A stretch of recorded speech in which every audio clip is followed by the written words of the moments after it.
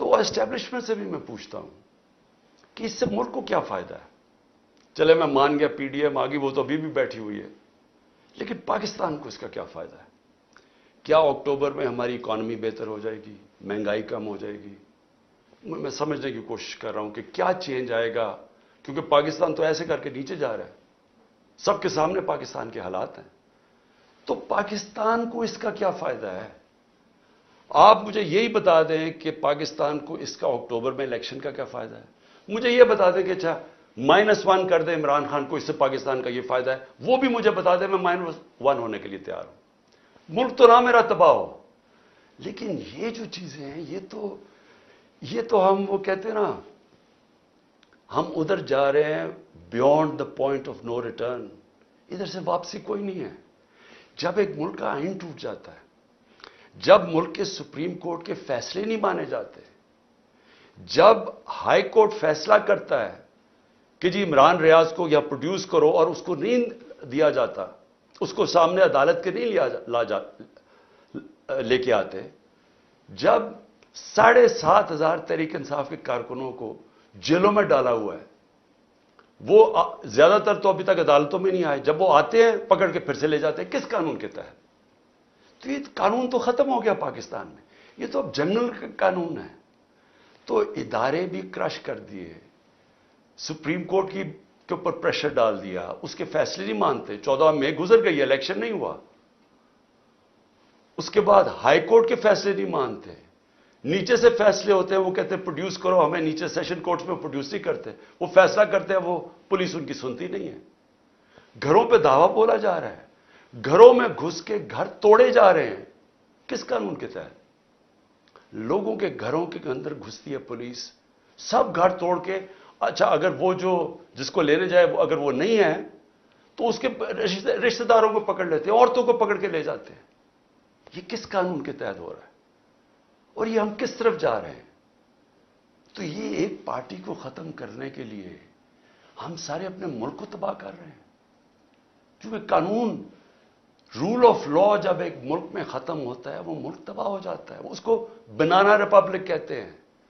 اس سے کیا ہو رہا ہے کہ ہمارے ملک کا پیسہ آج ملک کو چھوڑ چھوڑ کے باہر جا رہا ہے، ہمارے پروفیشنلز 9 لاکھ پروفیشنل ملک چھوڑ کے چلے گئے ہیں۔ شوکت خانم میں تقریباً 10% کنسلٹنٹس، یاد رکھیں ہسپتال، کینسر ہسپتال کے لیے بڑا مشکل ہوتا ہے کیونکہ اسپیشلسٹ ڈاکٹرز ہوتے ہیں۔ 10% کہہ رہے ہیں، 5% چھوڑ کے چلے گئے، 5% تیار ہیں چھوڑنے کے لیے، کیونکہ لوگ امید ختم ہو گئی ہے لوگوں کو ملک سے۔ بیرون ملک پاکستانی کیوں شور مچا رہے ہیں؟ وہ دیکھ رہے ہیں ملک تباہی کی طرف جا رہا ہے۔ تو میں آج اپیل کرتا ہوں ہر وہ لوگ جو اس وقت پاور میں بیٹھے ہیں کہ دیکھیں اس وقت یہ ملک آپ نے سنبھالنا ہے، یہ آپ کا بھی پاکستان ہے۔ فائدہ صرف اگر یہ نیچے بھی چلا جائے گا تو صرف ان کو ہوگا جن کا سارا کچھ باہر پڑا ہوا ہے، جن کے اربوں ڈالر باہر پڑے ہوئے ہیں، ان کو کوئی، یہ پی ڈی ایم کے لوگوں کو کوئی فرق نہیں پڑ رہا، نہ زرداری کو کوئی فرق پڑ رہا ہے، نہ نواز شریف کو کوئی فرق پڑ رہا ہے۔ لیکن جنہوں نے جینا مرنا اس ملک میں ہے وہ تو سامنے تباہی دیکھ رہے ہیں۔ مجھے کہہ جی کہ عمران صاحب آپ کو اگر ملک سے باہر جانے کی کہا جائے تو آپ چلے جائیں گے؟ میں کیوں باہر جاؤں گا؟ میری کون سی باہر پراپرٹی رہے گا؟ میں تو سب کچھ بیچ کے اپنے ملک میں لے آیا ہوں، یہ میرا تو گھر ہے، یہ میرا، میں کیوں کہیں باہر جاؤں گا؟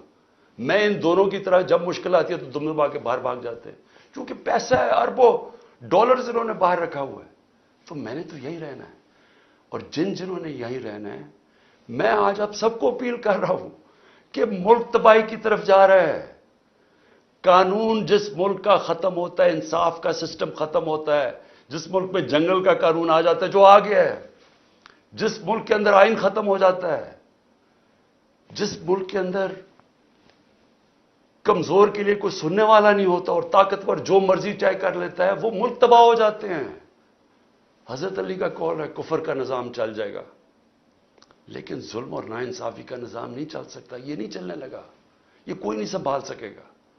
تو ابھی بھی ایک ہی راستہ ہے، جو بھی میری بات سن رہے ہیں میری یاد رکھیں، وہ پاکستانی ہے جس کو اللہ سب کچھ دے بیٹھا ہے، جس کو پرائم منسٹرشپ دیکھ لی ہے، اس سے زیادہ پیار عوام کا دیکھ لیا ہے، میں ان سب کو یہ کہہ رہا ہوں کہ صرف ایک راستہ باقی ہے، صاف اور شفاف الیکشنز کروائیں. وہ شروع ہوگی ہماری فائٹ بیک اس ملک کو اس دلدل سے نکالنے کے لیے.